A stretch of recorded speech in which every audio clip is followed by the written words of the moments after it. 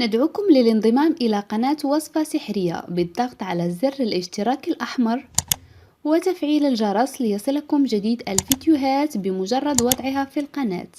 ولا تنسوا دعمنا بلايك إذا أعجبكم الفيديو والشير لإفادة غيركم، وشكرا لكم.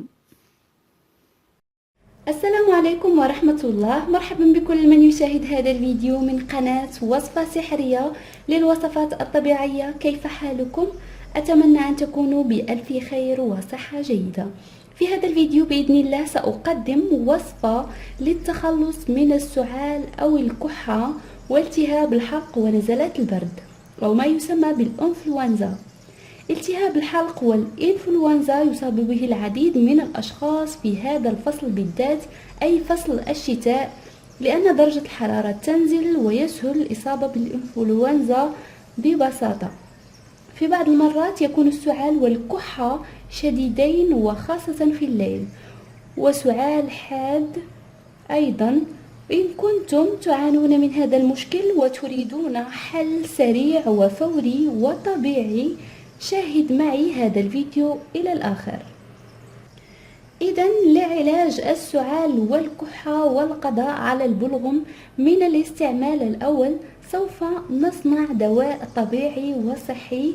هذا الدواء كانت جدتي تستعمله لأمي في الصغر، وطبعا أمي تستعمله لنا نحن طبعا لكي نستفيد منه، وهو طبيعي وعلاج ومتوارث بينهم. صدقوني هذا العلاج فعال جدا، وأنصح به كل من هو يتعرض للإنفلونزا والسعال بسهولة. إذا نمر لمكونات التي سوف نحتاج إلى 3 مكونات، وهي موجودة عند العطار وفي كل مطبخ. نحتاج إلى أول مكونات الثوم، لأن الثوم يحتوي على مجموعة من المواد المضادة للميكروبات وكذلك الجراثيم، ويقوي المناعة أيضا. نحتاج أيضا إلى المكون الثاني وهو الكمون. الكمون يكون مطحون،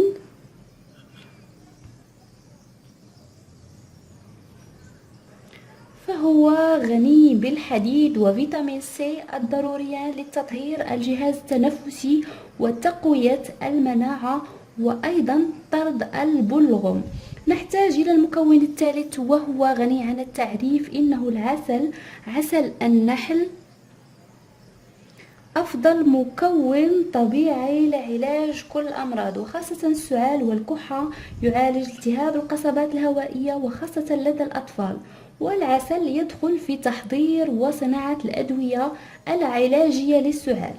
إذا طريقة التحضير سهلة. سوف نأخذ فصين إلى 3 فصوص من الثوم، سوف نقوم بتقشيرها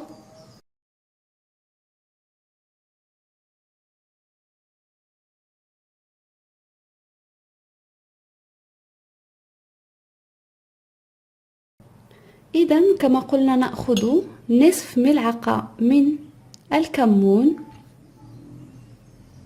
سوف نأخذ آلة لهرس الثوم، نضع فيها فصين من الثوم بهذا الشكل، ثم سوف نقوم باستخراجه من هذه الآلة بهذه الطريقة.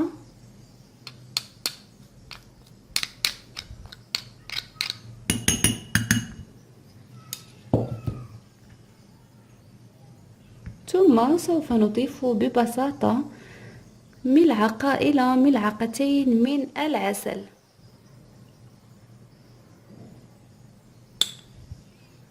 أي نوع من العسل لديكم، شريطة أن يكون عسل طبيعي، إما عسل الليمون، عسل الكاليبتوس.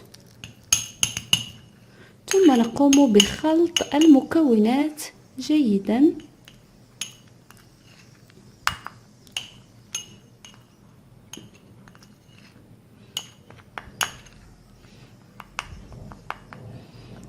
حتى نحصل على هذه الخلطة وهذا العلاج بهذا الشكل. الآن طريقة الاستعمال لهذه الخلطة العلاجية للسعال. المرجو الاشتراك في القناة بالضغط على المربع الأحمر وتفعيل الجرس ليصلك الجديد عند وضعه في القناة، وشكرا لكم. تأخذون مقدار ملعقة كبيرة قبل النوم، أي لا يجب تناولها نهارا. هذه الوصفة يجب تناولها ليلا قبل النوم كما قلت، وتتغطون جيدا وتنامون حتى الصباح. وصدقوني في الصباح سوف تتفاجؤون أنكم شفيتم من الكحة والسعال وحتى سيلان الأنف. إذا كانت فيكم إنفلونزا سوف تحسون أنكم بصحة جيدة، حتى أن البلغم وكل التراكمات في الحلق لن تبقى، كلها سوف تذهب. هذه الوصفة هي من عند والدتي كما قلت، كانت جدتي تعالجها بها، وهي طبيعية وفعالة، لذلك أحببت أن أتشاركها معكم لتعم الفائدة. في حالة إذا لم يختفي السعال من الاستعمال الأول، يمكنكم إعادة استعمالها حتى تشفون تماما، طبعا لأن العلاج يكون نسبي حسب استجابة كل شخص للعلاج، وأتمنى الشفاء للجميع. إذا كانت هذه هي الوصفة السحرية لليوم لعلاج السعال وكذلك الكحة والإنفلونزا.